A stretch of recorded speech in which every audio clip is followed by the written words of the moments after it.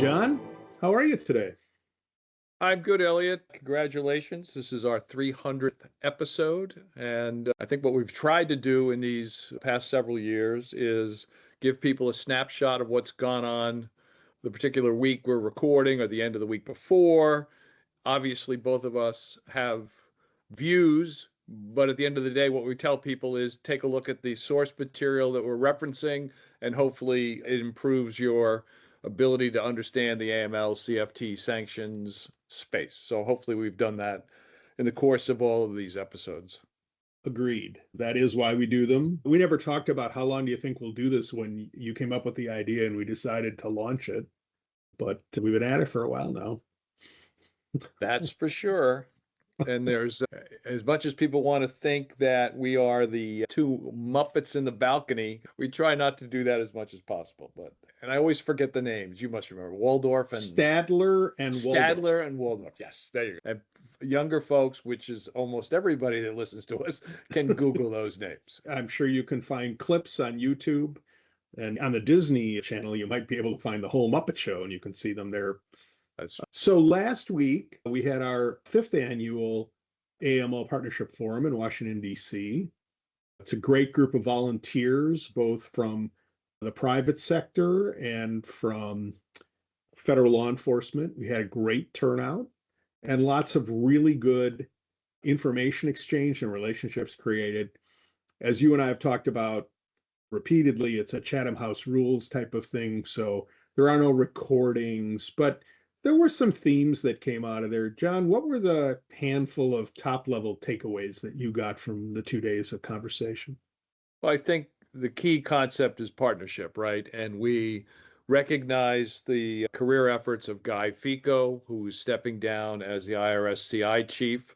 And Guy gave us some of his views over time regarding the value proposition of BSA data, how it's utilized by IRS, but more importantly, the importance of connecting with the private sector. I thought that was valuable. We got updates on the challenges with cryptocurrency.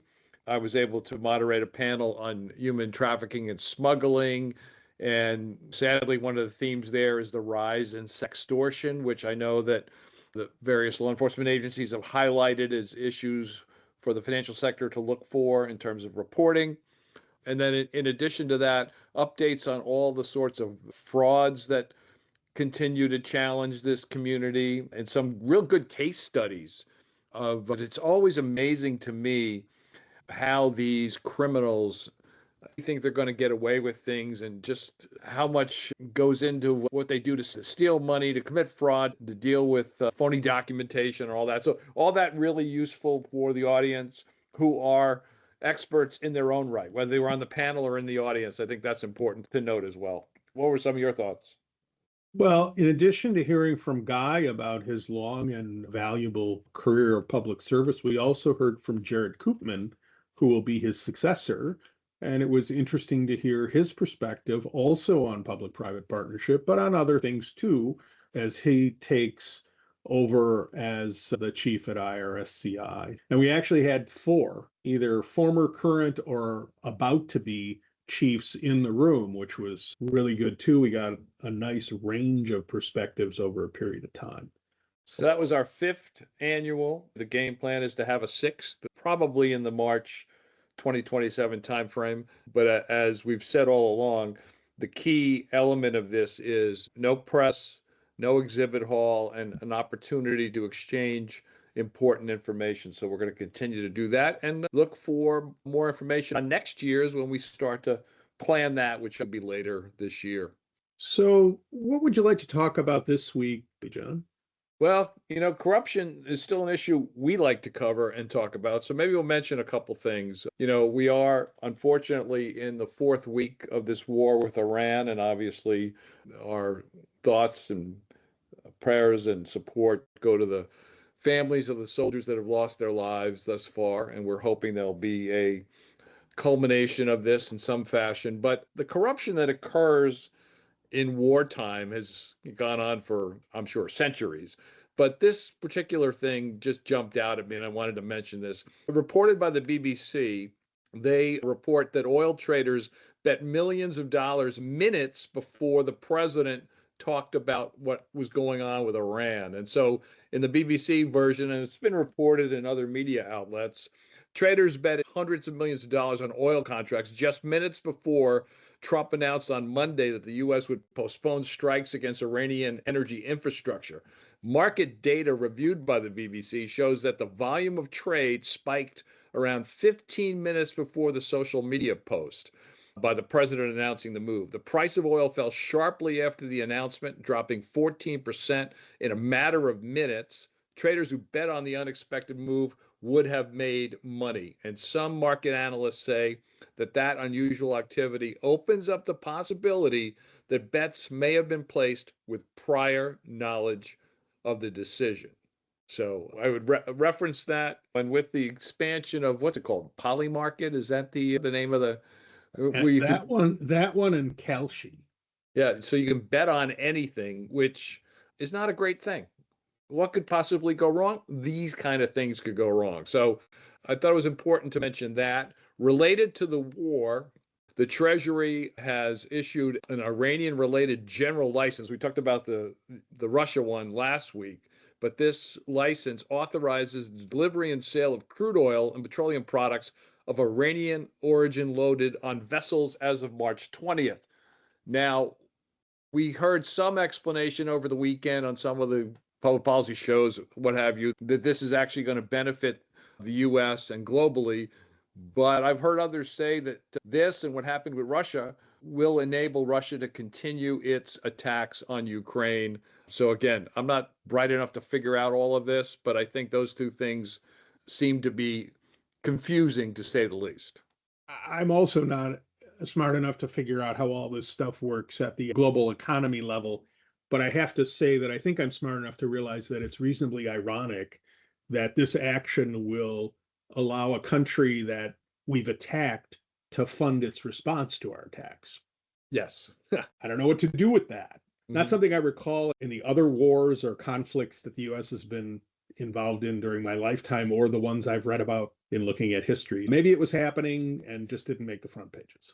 Yes, that's very possible. There was a report from the OCCRP, the Organized Crime and Corruption Reporting Project, last week. They didn't just report it, but it was reported elsewhere. And it has to do with an investigation of Europe's largest refinery of alumina, which is the main raw material used to make aluminum, and has been sending a majority of its exports to Russian smelters that feed into the supply chain of EU sanctioned arm manufacturers. It's an Ireland-based plant, Augenis Alumina, and it increased those things since the invasion of Ukraine in 2022. And so that's a report. You can read more about that particular issue from the OCCRP, posted a couple of days ago, the 23rd of March, I believe. The thing that's interesting is even though there have been a lot of sanction rounds coming out of the EU and the UK related to Russia, this particular raw material itself is not subject to sanction. But by putting it in the supply chain, it is assisting Russia with being able to get the materials it needs to make rockets, which are clearly being used in its assault on Ukraine. Right. Anyway, OCCRP, they do great work. I know that I've talked to one of their journalists just the other day, and he's been working on a piece regarding the Epstein files that he said he's been working on for several months. And so it gets posted before we record next week. We'll update you with that information. Sticking with international issues, FATF was part of a global anti-crime summit in the past week, and as a result, they also issued a two-pager on what they call their anti-fraud toolkit. It's a quick little two-pager, similar to what IRS CI does with their CI First. They give you a snapshot of how the FATF standards respond to the growing threat of fraud. They talk about the risk-based approach, international cooperation, some of the issues with virtual assets, the need for private-public partnership. It's an interesting piece. It's available on their websites. And again, it's just a quick snapshot. It tells you they want to empower consumers to avoid fraud, to create prevention methods, detection methods, and also the ability to give you information so you can act quickly, whether you're part of the public or private sector. In any event, some good anti-fraud related information from FATF.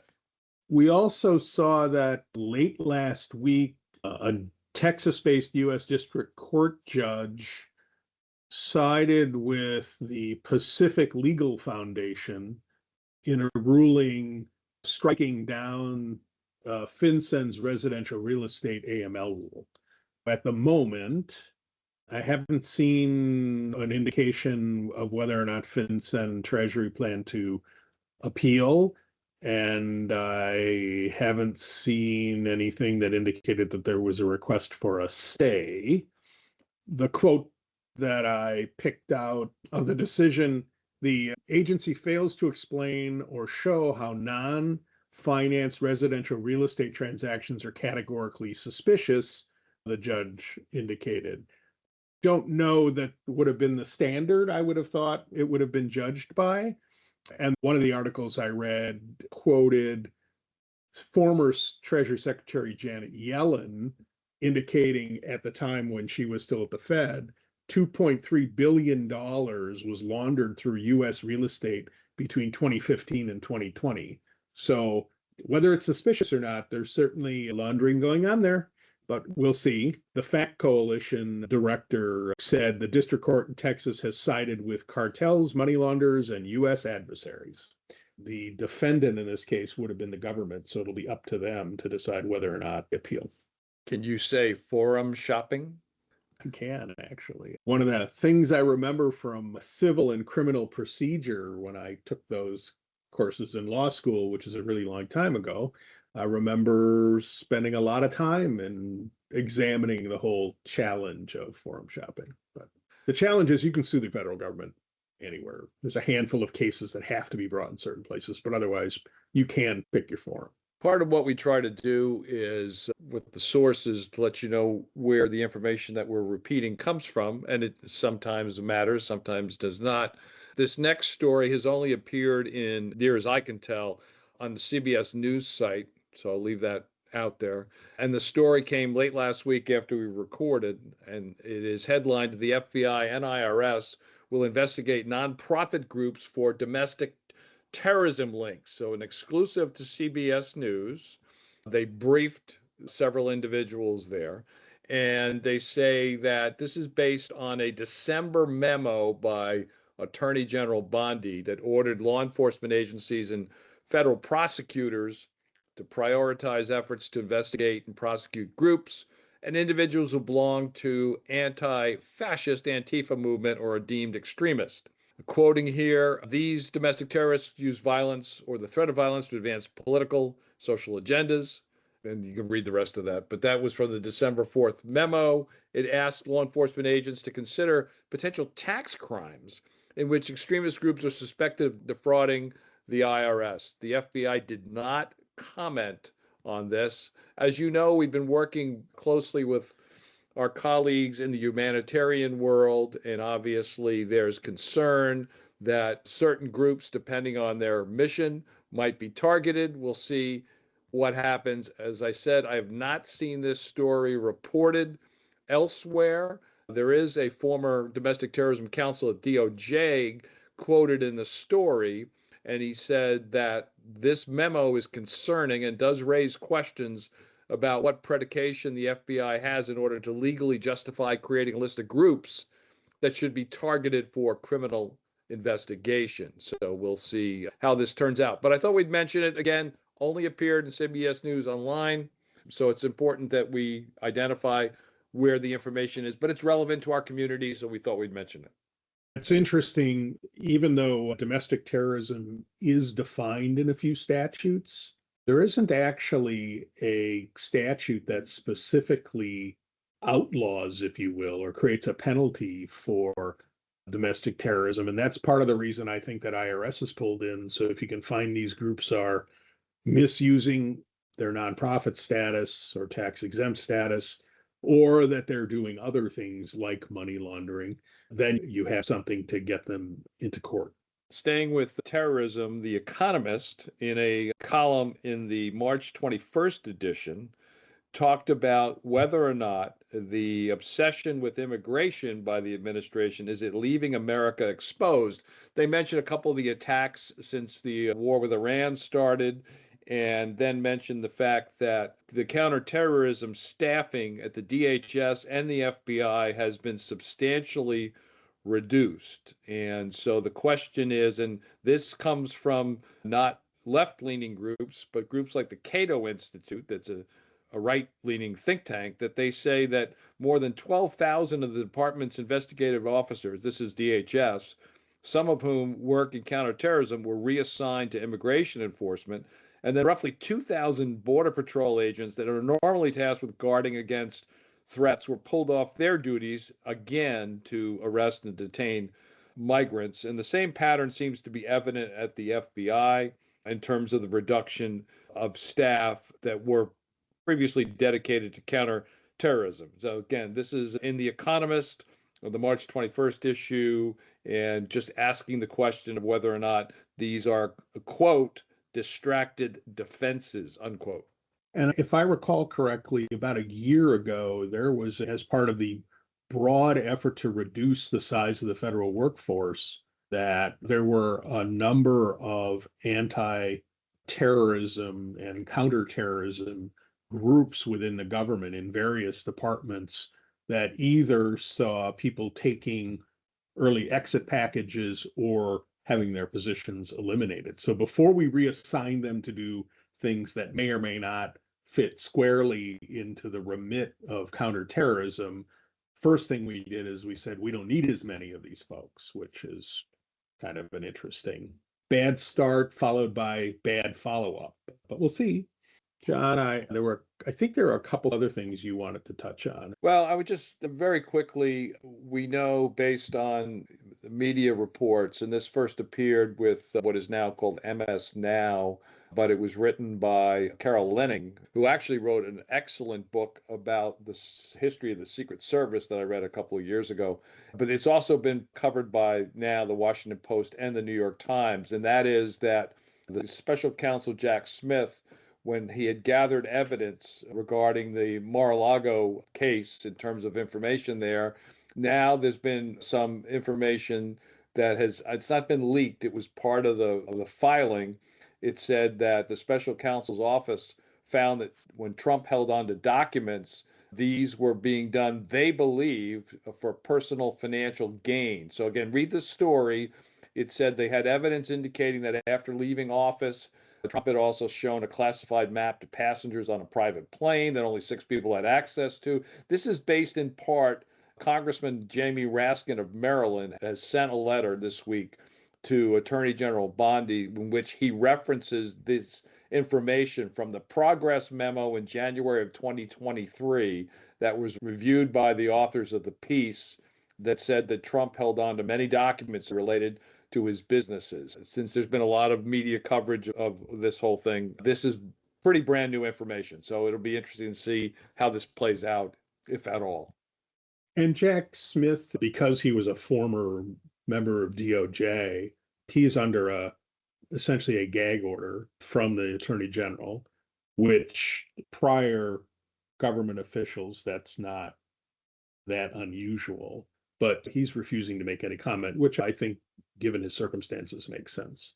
Right. Yeah, that's about all we got now. A lot going on, unless you have something you want to mention. I want to mention our March webinar will have live stream by the time you hear this. By the end of next week, it'll be available on our website, and that's on AMLA and the changes that are coming for the EU.